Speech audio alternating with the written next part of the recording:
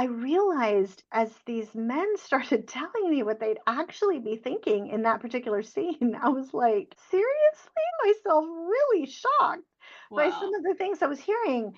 And so I did more and more of these conversations. And I finally, it sort of clicked in that what I was hearing, it wasn't just that it was surprising. What I Mhm. was hearing was really foundational. Like Wow. these weren't thoughts or feelings that these men were describing that, kind of came up every couple of months. These were things that they were describing that they thought they felt every single day, Mm. multiple times a day. Wow. And at that point, I'd been married maybe 6, 7, 8 years, something like that. And of course, I'm like, why haven't I heard this? Hi, you're listening to Java with Jen with your host, Jenna Lee Samuel. On this show, I bring the simplicity of hearing God's voice into everyday life in a no-nonsense, authentic, and super practical way. With coffee in hand and real life in our faces, let's do this. Hey, everybody. Thanks so much for joining me for another episode here at Java with Jen. I have a guest on my show today who I'm so excited to A, meet, but then B, to bring to you guys because I stumbled across her books literally way back in the beginning of my marriage when I was struggling with marriage. I was grasping at straws looking for books that could help make me make sense of my husband. And I came across her book called For Women Only, and she also has a companion book for men only. And so I was reading her book a few weeks ago. I pulled it out because I was starting to struggle with, I have 4 teenage boys, and I was like, there has to be a better way than how we're doing this. And so I was like, let me pull out her book. It'll probably give me some tools for helping with my sons. And then I thought, why don't I have her on the show and we can talk about it in person? And this will become therapy for Jen with Shaunti. So, Shaunti, thanks so much for coming on the show today. Absolutely. Okay, that cracks me up. I love that introduction. I mean, let's be real, right? That's the gist I get of you too from your books is that you're very real and you're like, let's get practical. Let's dig into the real stuff Yeah. here. So let me go ahead and introduce you for those that are not familiar who Shaunti Feldhahn is. She received her graduate degree from Harvard University, come on now, and was an analyst on Wall Street before unexpectedly becoming a social researcher and a best-selling author and a popular speaker. Her groundbreaking research-based books, such as For Women Only and For Men Only, have sold more than 3 million copies in 25 languages. Her books and studies are popular in homes, counseling centers, and corporations worldwide. She, often with her husband Jeff, speaks at events each year around the world, sharing her findings with a wide range of audiences such as churches, corporate events, women's conferences, universities, and the list goes on. Her research and commentary are regularly featured in media as diverse as The Today Show, Focus on the Family, the New York Times, and Family Life. Oh, that's incredible. So as you guys can tell, those of you who are listening, she is well equipped for the conversation that we are going to be having. And Shaunti, I want to make the most of this time and I want to dive right in. Why don't you tell us first, how did this topic even get on your radar? Like what made you want to write books about this? So the way this whole thing started is so different than anything that I thought that I would be doing. Because, Uh-huh. like you mentioned, I'd been an analyst Mm-hmm. on Wall Street, had that sort of analytical background.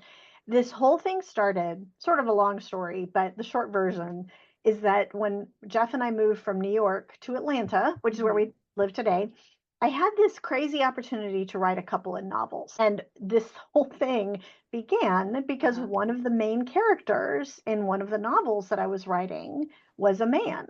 Uh-huh. And I realized I didn't know how to put thoughts in his head. Like Oh, I wow. couldn't just say what this main character was doing. Like I had to say what the guy was thinking, right? Uh-huh.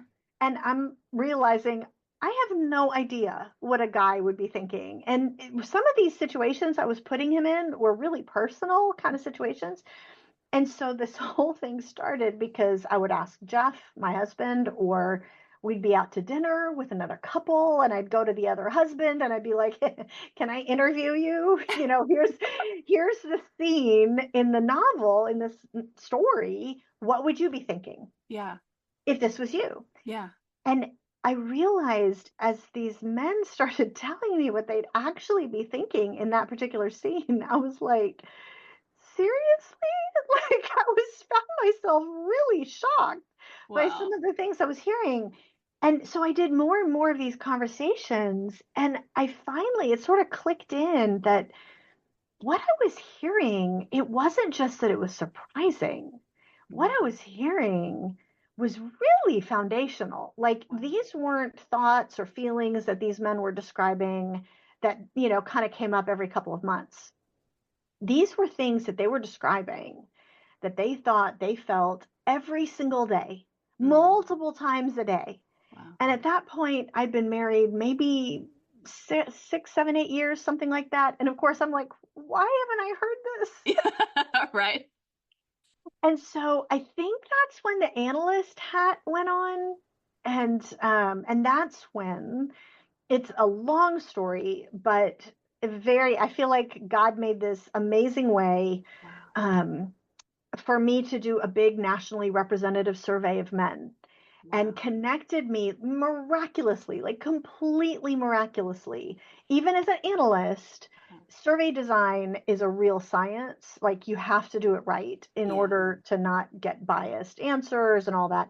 And so God connected us with the former chief of survey design at the U.S. Census Bureau. Wow. He said he felt like God was telling him to help us for free because we couldn't afford anything. That's incredible. And so that survey became for women only. That's what formed the basis of it. It was all these things that I'd been hearing in the interviews, in the end, they were not all of them, but the ones that were confirmed ended up putting them in the book. And so that launched this whole new world of conducting these research studies. And now we just have finished our 13th big national study. That's So incredible. Okay, so what a really godlike curveball for your life. You went from writing a novel to like pivot. Your whole ministry went another direction. So are the novels, are they done? Did you finish them? yeah, there were two of them. There was supposed to be a third, and I was in the middle of writing the third when I felt like God was like, "Nope, write this book called For Women Only instead." Wow. And so So how many years ago did you actually write this companion set of books? For Women Only and For Men Only, the Yes. original editions came out, For Women Only came out in 2004, so 20 years ago. Wow. We just celebrated the 20th anniversary, but there's been a lot of new research. We did a new edition in 2013, and we'll do another one here because we're constantly That's doing incredible. research, and there's just constantly stuff being added. Jeff and I will do a marriage event because we do a lot of marriage events, obviously, that encompass some of this. And so we'll every now and then we'll step off stage and be like, a lot of what we just said in there needs to go into the next edition of the book. Like so. I would imagine the research never ends, which is probably like the love-hate relationship with research-based books is you're like, now I got to update it again. Yeah, exactly. Okay, so I want to read some of the titles of your chapters to the listeners real quick so they can get a taste because listen, listeners, you're going to want to go buy this book. Like you're just going to want to. Just go already while you're listening, just hit pause, go to Amazon, just buy the book and then come back and you're going to appreciate it even more. Okay, so first chapter, Light Bulb on How I Woke Up to What I Didn't Know About Men. 2, Your Love Is Not Enough, Why Your Respect Means More to Him Than Even Your Affection. 3, The Performance of a Lifetime, Why Your Mr. Smooth Looks So Impressive But Feels Like an Imposter. 4, The Thinker, my husband is a thinker, Why Checking Out is Actually Checking In. I can't tell you how many times him checking out has made a fight for us because I thought he was abandoning me and really he was trying to think. Okay. Number 5, The Loneliest Burden, How His Need to Provide Weighs Your Man Down and Why He Likes It That Way. Number 6, we do talk about sex. Sex changes everything. Why sex unlocks a man's emotions. Guess who holds the key? Number 7, Keeper of the Photo Files. Why it's so difficult for him not to look and so hard to forget what he's seen. I feel like that chapter was like a pill to swallow. Oh, you should have seen me during the research. Don't even get me started. I was like, oh, yeah. We're gonna talk about it a little bit. Number 8, Chocolate Flowers and Bait Fishing. Why the reluctant Romeo really does want romance. Number 9, The Truth About Taking Care of Yourself. Why what's on the outside matters to him on the inside. I love that you're tackling the hard questions. Number 10, Words for Your Heart. What your man most wishes you knew about him. Okay, so as you guys can tell, those chapters are like juicy and you're going to want to read all of them. But I love what you're talking about because my husband and I went to dinner with our local mayor a couple of weeks ago, and he was saying that him and his guy friends were sitting around and they were talking, and one of the guys was sharing about how he's like, I just wish my wife knew that, like, when she just touches me on the shoulder or just gives me a little kiss or anything, I feel like a superhero and I would go chop down trees for her, like he was like, but I could never tell her that. And I looked at him and I was like, tell your friend he needs to tell her that, And so, but I realized, and he was like, yeah, no, he's never going to tell her that. And so I'm like, hold up. So guys have this whole reality in their head, possibly, if he represents the general male population. Guys have this whole reality that they want their wife to know, but Yeah, they feel like they could never tell her. And I feel like that's the stuff you dive into in your book. Is that fair? it is fair. Well, and just to be clear about what's going on the inside in those cases, a lot of times it isn't that they know what they're thinking and feeling and they don't want to share, although that could certainly be. And depending on the topic that you just read, Yeah. some of those things is like, I'm not going there, right? Like, we're not going to talk about this. Yeah. But a lot of times what's actually going on, this is what the men have told me. We've now interviewed and surveyed more than 22,000 men Wow. over the years in these big nationally representative surveys, right? Mm-hmm. And one of the things that they have told me is very common, that the reason their wife gets, For Women Only, which is the book you're talking about, and then goes, honey, is this true? And the husband grabs the book. He's like, who's this woman who's telling my wife, how I think?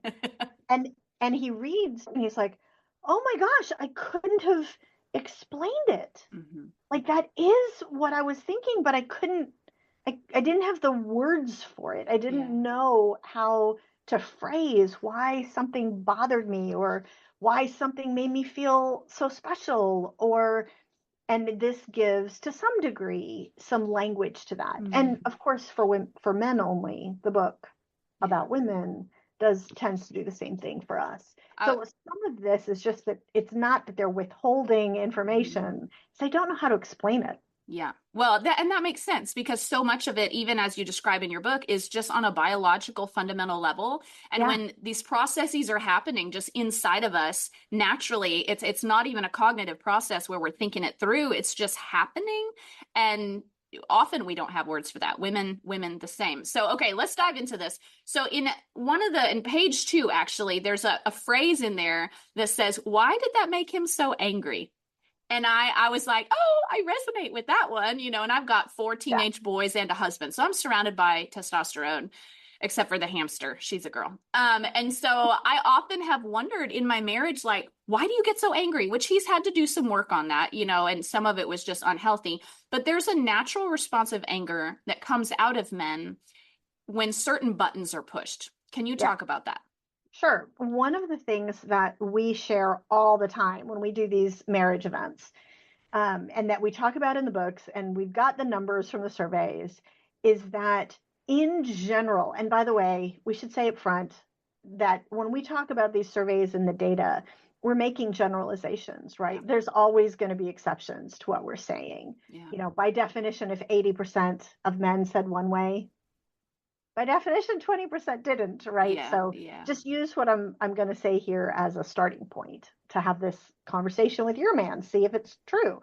Yeah. But what we found at about a 75 to 85% level, depending on what the survey questions were and which survey it was, it turns out that a lot of what goes on under the surface and causes pain, not just for men but for women, on both sides, is that we tend to have 2 different sets of insecurities running under the surface. Okay. And if that's true, by definition, it means that something different is going to hurt your man's feelings than would hurt yours. Mm.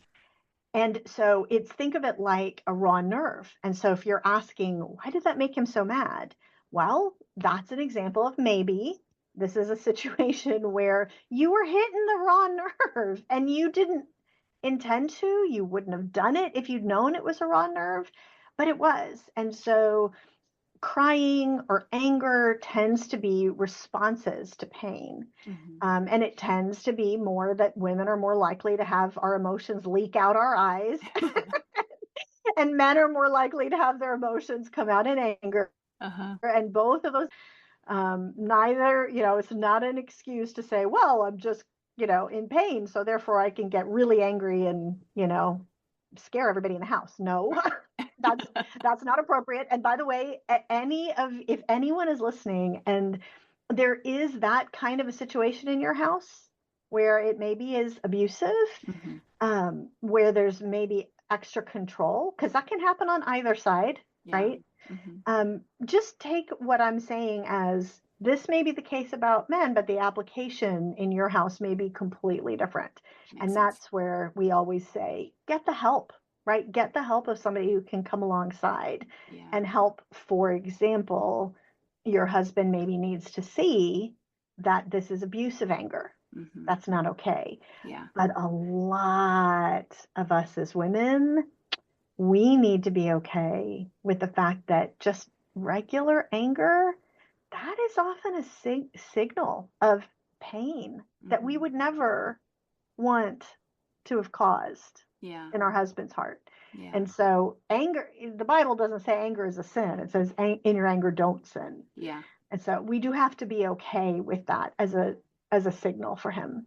That's so good. Now, because women tend to cry, men tend to get angry, and of course that's not a blanket statement, but it's a generalization. One thing I had read the books Wild at Heart and Captivated back years ago. And they talk about how the core need of a man is respect, and his core fear is, am I enough?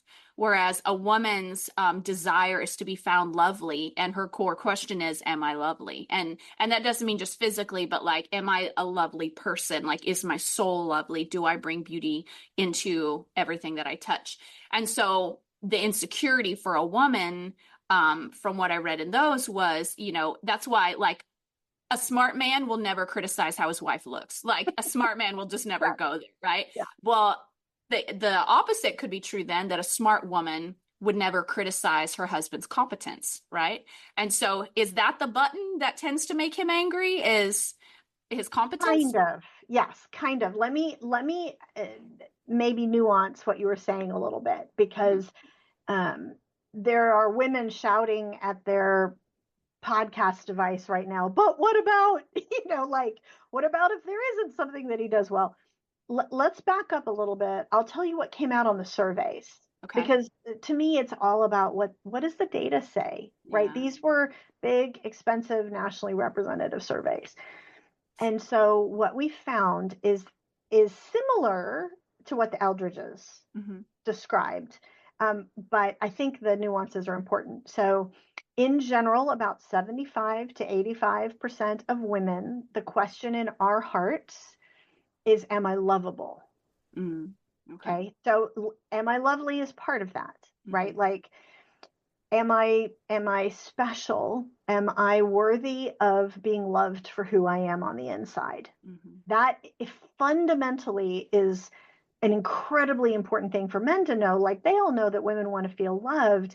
What they don't realize, that even in a great marriage, how easy it is for her to not feel loved, and how easy it is to push that button. That it just, that doesn't, they're like, what? Like, that doesn't make sense to them. But it's because that's the nerve that's being hit. And so, of course, the need that arises out of that is that we want to feel loved, and we want to feel special. We want to feel lovely. We want to feel beautiful, right? For men, it's a completely different question. And so that lends itself to a different set of primary needs. Now, we all are insecure about everything, and we all need everything to some degree. But however, what we're talking about is what tends to hit those nerves that we don't realize. And so the nerve for men, the question for men, again, 75 to 85% of men, isn't, am I lovable? It's, am I able? Am I adequate? Do I measure up? Do I have what it takes? The question could be kind of summarized, am I any good at what I do on the outside? Ah, Now think about how different that is, right? yeah. Am I worthy of being loved for who I am on the inside Mm, versus am I any good at what I do on the outside? That is wow. a completely different question, Yeah. and it lends itself to, again, a completely different sort of primary need. Again, we all need everything to some degree, Mhm, but the heartbeat for so many men is, and this is what we found on the survey, they said that if they had to make a choice, mhm. which you would never want to have to make this choice, okay, we Yeah. forced them into this choice. But 74% of men on this big national survey said, if I have to make a choice, I'll give up feeling that my wife or my girlfriend loves me. I'll give that Mm, up if I wow. could just feel that she appreciates me, Wow. that she respects me, right? And Wow. so having having this sense that my wife appreciates me, she respects me, she believes in me, Mm, she trusts me, she admires me, like all of those things tend to be more important in a man's heart uh-huh. even than feeling that his wife loves him. That's a big difference. That is a huge difference. And it's interesting to me how like it still reiterates the subtle notion that men are more external physical, like their bodies are strong. The way they connect is through wrestling rather Hmm. than talking. Interesting. You Yeah. know, like they value sex and that physical connection, whereas women are like, just make eye contact and have a conversation with me. You know, so like women are like the heart and soul, and men are the brawn and and that's not to reduce what they bring to the table at all. But I mean, like there's a reason God made us complementary. I mean, like it was his physical body that woman was taken out of. She was taken out of his innermost parts, the rib, right? And Yeah. so it's just interesting that you still see the echo of that in these small ways. It will, and it's interesting that the echo of that is so often misunderstood for men today. Mm, Because, yeah, they do look so big and so confident in themselves. And we don't realize that what's going on the inside of that big, yeah. strong, confident looking man is this big self doubt. Like, I want to be a great husband. Yeah. I want to be a great dad. I want to be a great salesman or whatever it is that they do, but I'm really not sure that I know what I'm doing and I hope nobody finds out. Mm, Right? Like there's this self-doubt that's running under the surface, and that's what we don't realize that we're hitting sometimes. mm, That raw nerve. We This is the basic. If you pull back the proverbial 30,000-foot view, if you pull back, one of the things that we have seen, and now it's been 21 years of research, 22 years of research, is that most of the time, now we said sometimes there are abusive relationships that don't apply to this, but most of the time, the vast majority of relationships, you have a husband and a wife who really care about each other. And both of them are trying really hard to love one another well, to care for one another well. But because they don't know some of these things that are running mhm, under the surface, they're trying hard in the wrong areas, and they're mm, kind of missing each other, yeah. and not, making each other feel cared for in the way you should after all my hard work, right? Or they're trying really hard to care and they're actually hurting each other Yeah. and in ways that they would never want to. And so the reason I'm so passionate about this, and I'm so grateful that you've found this helpful, is that this is what we're trying to dig out so that you're trying hard in the right areas. Mm, And it just makes such a difference, especially because these things, I hate to say it, it's not rocket science. Like yeah. this stuff is really simple. It is, and then but because it's not our intuitive function as women, we can totally Yes, miss it, right? yes, So, okay, you bring a couple questions in because none of us women or wives, good wives, don't want to make their husband feel incompetent or like an imposter. They don't want to correct. aggravate that. They want to make Yeah. him feel like the Superman that we feel like he is, right?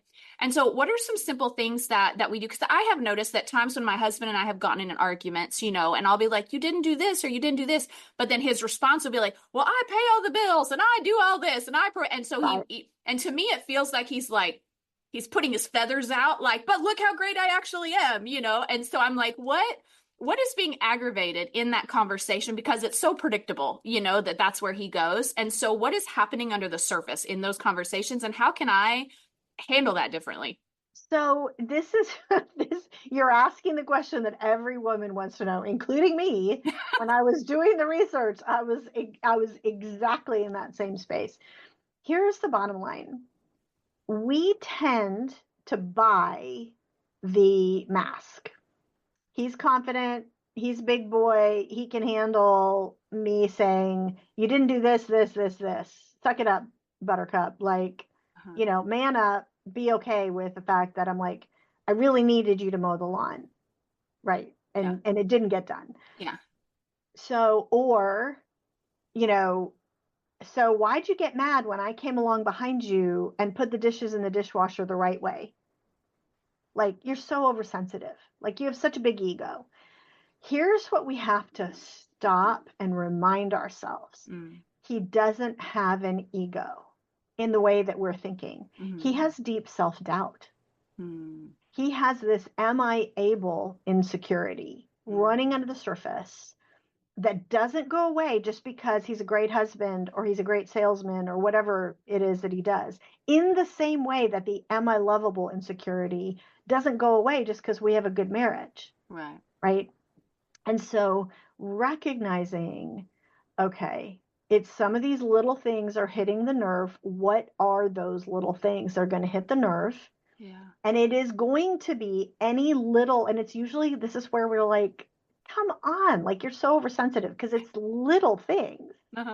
And it is going to be something that tells him in some small way, I think what you just did is inadequate.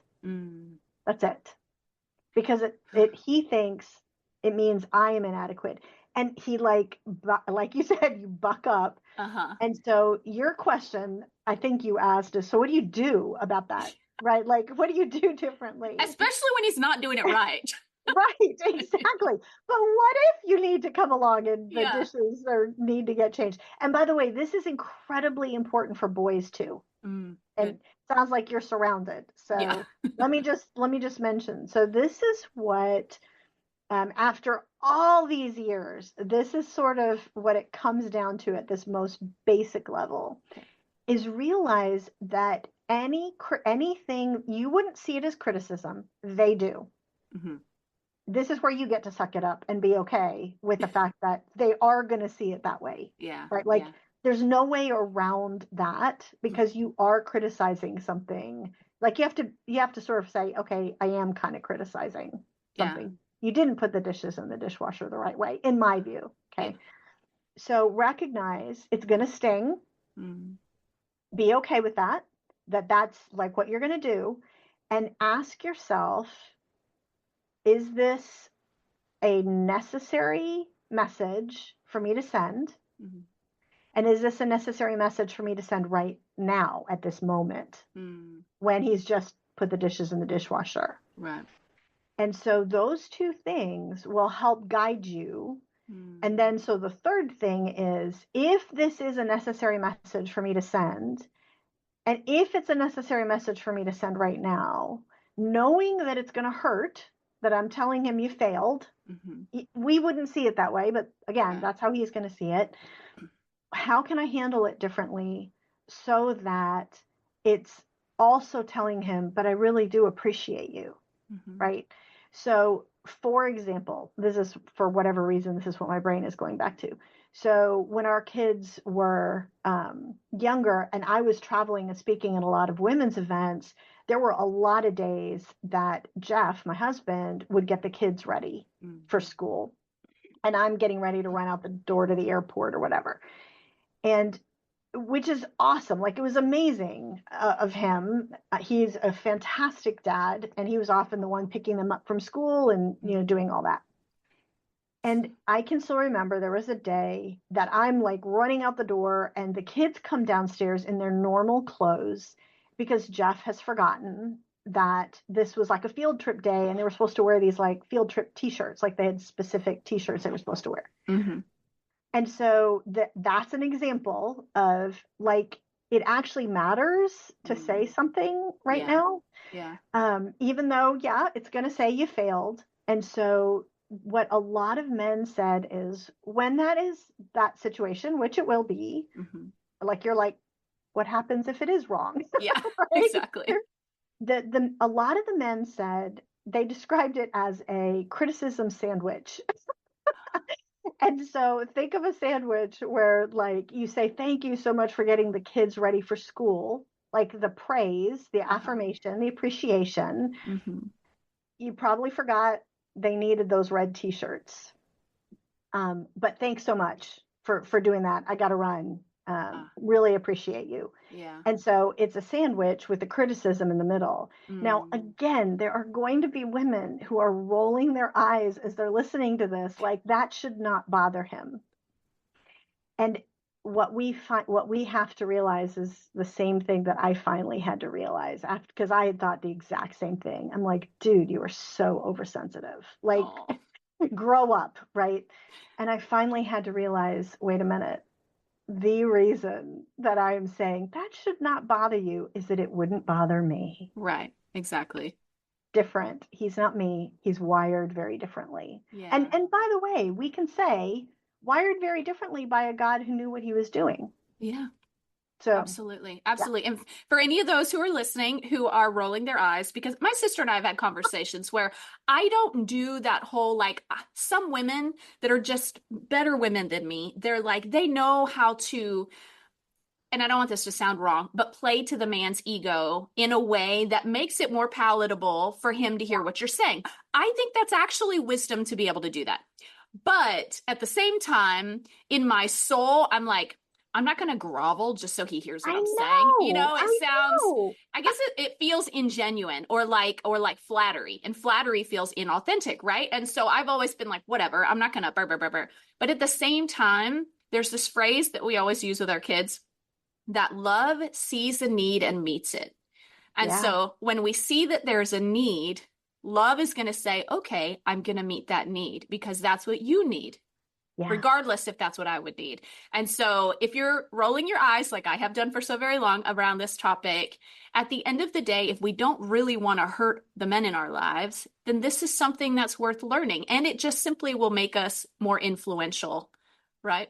Well, it'll make us more influential. It'll give us what we want, which is a much better relationship. Mm, I mean, it makes sense, right? If you are constantly hurting, whether it's men or women, if you're constantly hurting the other person, again, without intending to, mm-hmm. but you are, and I think you referenced in your email to me like 1,000 paper cuts. Yeah. Like, like there's this constant like little paper cuts. If you're constant, and sometimes more than paper cuts, right? Like if you have a paper cut over and over and over and over on the same cut, it's going to be a gash Yeah. and it's going to start bleeding, Yeah. right? It's going to need like stitches. And so if if you know this and you can sort of put your eye roll aside for a minute Uh-huh. and regardless, again, men or women, and actually try to speak to the inner person, assuming that they're in that 75 to 85%, right? Uh-huh. Not everybody will be. Yeah. Then what you're going to get is, okay, you're going to get a person who's not being hurt over and over and over and over. Yeah. And you're going to get a person who's feeling built up and cared for. Like it just makes sense that you would have a better relationship Yeah. at that point. And it's one of the reasons why, just candidly, when For Women Only first came out, now that was 20 years ago, right? And we've worked really hard to get some of this stuff down into the kind of the knowledge base of people. So, but at the time, a lot of this was like, oh my gosh, I've never heard this before. Mm-hmm. And we would get these emails that were like, I was getting on a plane to fly to where my husband, was to ask for a divorce. Mm. Bought your book in an airport bookstore, read it on the plane, got off the plane, asked my husband for forgiveness because I realized it wasn't just him, it was me. And Wow. now we have 2 kids and, we have this amazing life. Thank you. This book saved our marriage. Wow. which of course is a very emotional thing to read, those Yeah. kinds of things. We got a lot of those. Yeah. But I kept thinking, if a 200-page little bitty book, right? Like these are small little books. If a 200-page small book can save a marriage, there's a lot of tragically unnecessary divorces going on. That's And a true. lot of tragically unnecessary marriages that they may stay together, but unhappy. Yeah.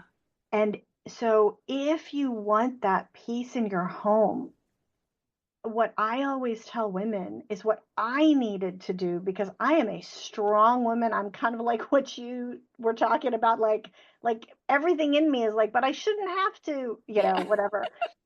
And what I always tell women is, if you are a believer, go to God and say, and it may be hard, say, Lord, I give you permission. If I need to have my eyes opened to something that I am not seeing right now, I give you permission to open my eyes. I give you permission and ask you to change my mind. If there's some area that needs to be changed, if I've got assumptions or attitudes that are hurting me in the end, open my eyes, change my mind. And God does. Wow. But you have to give him permission to do that, because in the end, this isn't really about you and your husband. It's about you and the Lord. Oh, that's fair. I love that. Okay, so I literally want to cry that our time is up. I don't know how it passed so fast, but let me ask one last little question in summary. I'm raising 4 teenage boys. A lot of my listeners are mothers or have simply men around them. How can we, and this will get in kind of the practical application side, what are maybe a couple suggestions you have on how we can draw out their tender, loving side in a very intentional way? Because like I mentioned in my email, some days I cry when I go to bed, because I'm like, these boys are so rude. Like they're rude. They don't say good night to me. They don't say good morning. They roll their eyes when I tell them I love them. Like they're hurting my feelings every day, And so how can I, being proactive, do practical, simple things that will pull out their tender, loving side? So it's going to be what you said that you feel like you didn't want to have to do. I'm just going to be really honest. Spoonful of sugar makes the medicine go down. Yeah, it's gonna be what you feel like, I shouldn't have to do this. But I'll tell you what we found. If you think of those teenage boys, and maybe your husband, sort of depends on the situation, but there's a tender heart in there. Right now, it's surrounded by castle walls. Yeah. Those constant things, the sarcasm, the stuff that hurts your feelings, that's a wall. That's all that is. Sarcasm is just hiding behind these little things that we think of, it's just joking. Yeah, it actually, at some point, there's a whole nother research project there that we dealt with sarcasm. Oh, wow. It's not always. It's actually hiding your feelings, your true feelings, behind a wall, behind a mask. Wow. Inside that wall, if you can get them to open the castle wall, inside there is a very tender heart that loves their mom, absolutely adores their mom, adores his wife. Yeah. And in what we did in one of the research projects is, I wanted to find out what would touch that heart. And it turns out that, for a woman, when your husband comes up behind you and gives you a big hug and says, I love you so much, that really touches your heart, because it's speaking to that inner place in you, that am I lovable place, right? For a man, believe it or not, what touches his heart is the words thank you. That's the equivalent for a man of I love you emotionally, because it says, I noticed that thing that you did on the outside. Remember, their question is, am I any good at what I do on the outside? Yeah. And it says, I noticed it. It's these little things, like, I noticed that you put the dishes in the dishwasher. Thank you. Even though in your head you're like, but you didn't do it right. Right. I noticed that you did it. Thank you for that. And it also says, the words thank you also say, it was good. I really appreciate it. And if you can look for things that you can say thank you for, as opposed to where your brain naturally goes is, but it wasn't, but what about, but if you can, at least for a season, even if it's just do it for 30 days, look for the things that you can say thank you for and actually get those words out of your mouth. You'll realize, I didn't say thank you or words of appreciation nearly as much as I thought I did. Yeah. We actually have some statistics on this. We don't say those words as much as we think we do. And you'll realize how often you say the negative things. And it's like, whoa, it is very convicting. Wow. And that is what just it doesn't break down those castle walls. It melts right through them. Wow. Okay. So ladies, there is your challenge between now and the end of I don't know when I'm putting this episode up, but for the next 30 days, challenge yourself with that. I like that. That's so practical and so doable. And what a beautiful, eye-opening experiment. Okay. So I feel like I could literally interview you for like 4 more episodes, but let's do this. Why don't you share about how they can connect with you online and what your most recent book is about so they can get their hands on that too? Absolutely. You can find me at all the social media platforms. You can find my blog at shaunti.com, which is we release this equipping blog. We spent a lot of time and effort basically talking about what we talked about here. Like, what are the 5 things your husband really wishes you knew about him? Like that kind of stuff. Yeah. And so that's the easiest way to connect with me. The latest book, the last one we released, is called Secrets of Sex and Marriage, because intimacy is a big issue in marriage, and there's a lot of myths and misunderstandings that on both sides that we need to know. Yeah, that's so good. And honestly, I had more questions here queued up and ready for you about sex and his lonely burden to provide and all these things. I'm so sad we can't get to them. So you guys, you're going to want to get her book, For Women Only. Maybe you have a girlfriend and both of you are frustrated in your marriages, or you just want to know how to love your husband better and your boys better. Go get the book, do it with a friend, and see what you learn from it. Just go support Shaunti and what she's doing. But thank you so much for coming on here. It was literally a gift to me to be able to talk to you. Jen. Thank you. I really appreciate the chance to share. Absolutely. Well, you guys, thanks so much for tuning in. And why don't you do this? Hit the share button on this episode right now and send it to a few of your girlfriends and say, hey, listen, sister, let's get this book together. Or just send it to anyone you feel like it's going to encourage them. Maybe even share it with your husband and say, hey, let's talk tonight. Is this what you think? Is this how you feel? And but you guys, we're here to support you and encourage you as you're growing with the Lord and growing in practical life things. And so thanks so much for tuning in. Make sure to hit subscribe wherever you're listening. Go check out Shaunti at shaunti.com, and we will see you guys next week. Bye-bye. Thanks so much for tuning in to today's show. Listen, let's stay connected. Come follow me on Instagram at Java with Jen, where you can follow the latest and say hey. It's a really great way to stay in touch. Many of you have also asked how you can support the show. You can make donations through the Anchor app or on Patreon, or of course by sharing, rating, and reviewing on social media and iTunes as well. Your heartfelt feedback always reminds me why I do this. Also, don't miss our merch store, where you can get super cool Java with Jen swag and coffee. Find it at javawithjenmerch.com.